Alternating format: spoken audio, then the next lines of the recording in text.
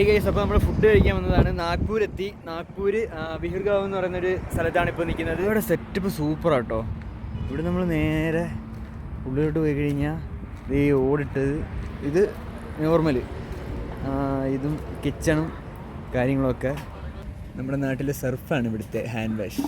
അതിൽ നിന്ന് കുറച്ച് എടുക്കുക, പൈപ്പ് ഇങ്ങനെ തുറക്കുന്നത്, അങ്ങനെ തുറക്കുക,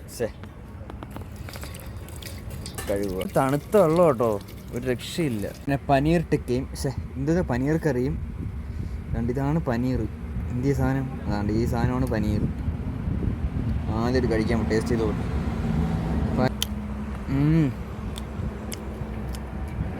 ഇവിടുത്തെ മസാല വേറൊരു ടേസ്റ്റ് കേട്ടോ. Kerala, Malayalam, Tamil. Okay guys, bill കണ്ടിട്ട് എന്നെ വിൽക്കണേ ചങ്ക് പൊട്ടിപ്പോയി കേട്ടോ. 2 പനീർ മസാല 440 രൂപ. ലാഭിക്കാൻ വേണ്ടി കുറേ ജീരക മുട്ട എടുത്തിട്ടുണ്ട് എന്തായാലും. അയ്യോ, എന്തൊരവസ്ഥയാണോ എന്തോ.